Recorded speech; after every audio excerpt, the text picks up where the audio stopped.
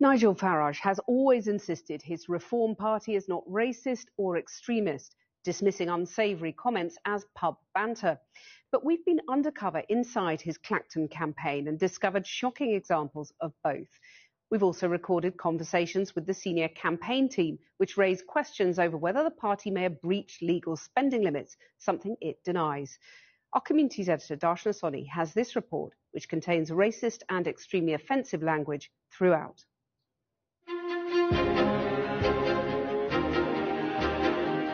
My object is for us to become the voice of opposition. He's promised a political revolution. Thank you, Nigel. Nigel Farage claims to speak for the forgotten many, the self-styled leader of the People's Army. They've opened up the borders to mass immigration like we've never seen before. This is the image Reform UK wants to portray, and yet some of the party's candidates have been accused of racism and extremism. It's often dismissed as banter, but how does the party really operate? Media access is carefully controlled, so we've been undercover to find out. Hello. Hiya. How are you doing? All right. Good luck. All fine. This is what we found when we joined his troops inside Farage's Clacton campaign. If you've got a raise there, feel free to grab a raise there. Once you're ready and you're happy, just set off on your adventures. At this meeting, they're assigning teams to go out leafleting. We meet Andrew Parker, who describes himself as a property dealer. Yeah, I've got a car, BMW, brilliant. Let's go. What's your name, fella? Andy. Andy. Mr. Parker tells our investigator he's known Farage for years. Yeah, I met him in a restaurant in London. Yeah. I said, well, because we're quite a laugh with him. Yeah. Do us a favour, get your arse out and put yourself up for candidate. He's rung me a couple of times. I've texted, so he's getting on. We're assigned to go out canvassing with Mr. Parker. You can move the seat forward if you want. In the car, there's a pep talk about what to say on the doorstep. The immigration thing, use the word illegal, emphasise illegal, especially if you open the door to a bunch of The Reform canvasser then gives his view on Muslims and what the party would do with mosques. sick, mate, sick mother. It's a cult. I tell you what, if you don't know about Islam, it's the most disgusting cult out.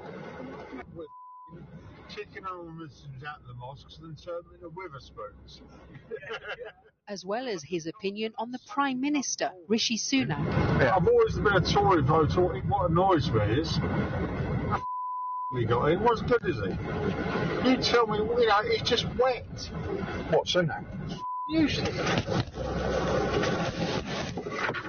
4 miles from the town centre, we go door knocking on a mobile home park.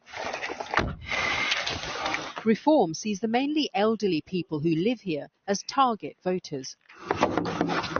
Mr. Parker introduces himself as representing Nigel Farage's party. That's quick. REFORMparty.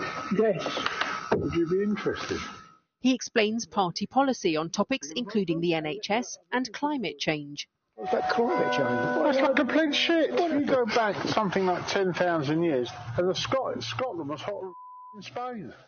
And wearing his blue and white Reform rosette, he gives his views on how to stop the boats.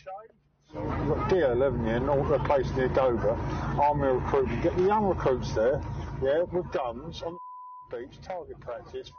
To show them. That's what the Greeks done. We know about that. The Greeks shot us. Look at the Australians. None of it. I just think ring fence Bradford round and just do that. You've got these bastards running our country. You must be joking, mate. Keep flying that flag. The reason I'm going Reform is because the situation is that Rishi Sunak ain't worth kissing on, to be honest. Mr. Parker urges this undecided voter, who says he's a paramedic, to help get Nigel Farage elected, and he offers this advice for treating migrants in his ambulance. And do us a favour, if you're a paramedic and not getting your ambulance, just don't put oxygen on the bar, so use something else. You know where I'm coming from. That's a yes. Yeah. No, we're all okay, all mate, all right? Yeah, okay, no worries. Thank you. In a statement, Andrew Parker told us, "I'd like to make clear neither Nigel Farage personally nor the Reform Party were aware of my personal views on immigration. I therefore would like to apologise to them if my personal views have reflected badly on them and brought them into disrepute.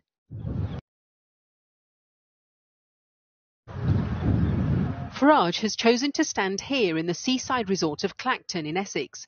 His campaign is being run from 2 rooms above this amusement arcade. He's betting he'll be 8th time lucky, finally being elected to Parliament.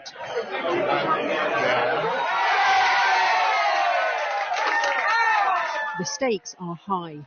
Farage has assembled his most trusted team around him to try to capture this seat. Lovely. They include this man, George Jones, a veteran of UKIP and the Brexit Party, now running events for Farage.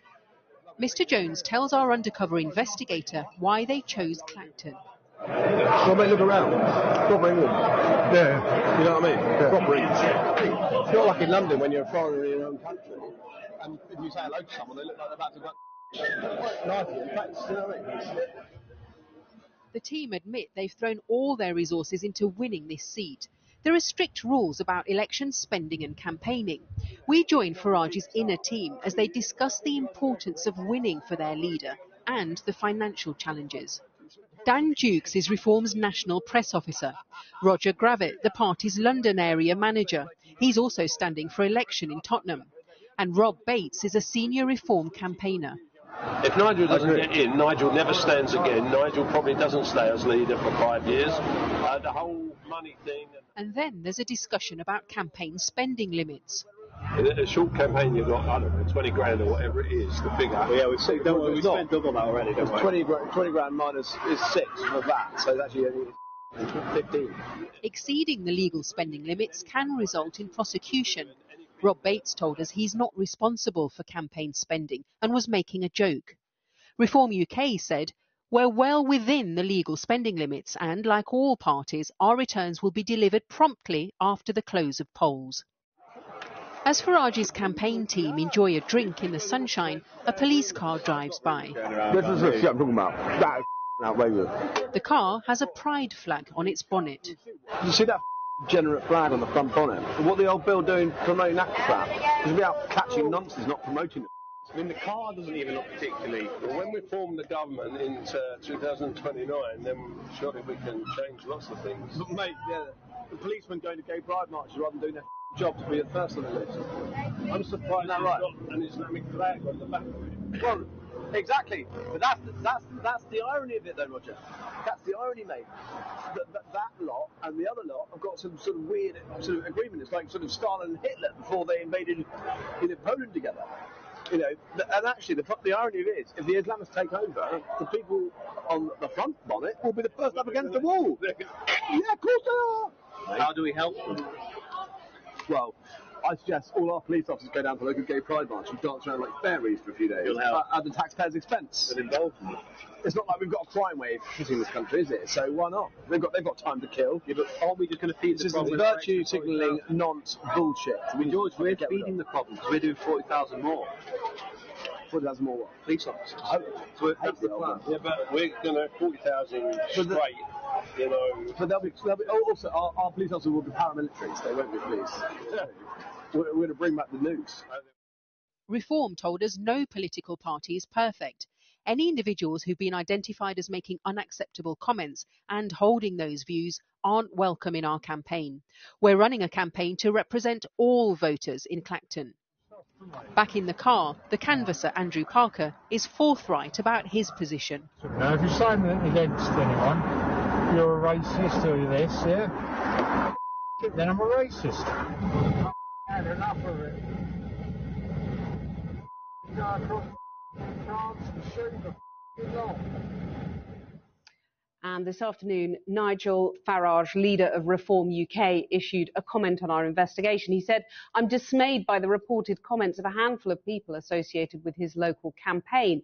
They will no longer be with the campaign. The appalling sentiments expressed by some in these exchanges bear no relation to my own views. Those are the vast majority of our supporters or Reform UK policy. Some of the language used was reprehensible." And this is a full list of the candidates running in the Clacton constituency. Well, Nigel Farage and the former Reform leader Richard Tice are currently taking part in an election event in Boston in Lincolnshire. And Claire Fallon is there for us now. Claire. That's right. Right now, Nigel Farage is inside that building. I'm told it's standing room only in there. About 300 of his supporters due to be listening to him speak in there. And I managed to catch him for a few words as he arrived for this event this evening. Let's have a listen to what he had to say to me. Mr. Farage, Channel 4 News. Would you apologise to the Prime Minister for the appalling racist way that one of your campaigners spoke about Rishi Sunak? That was horrible.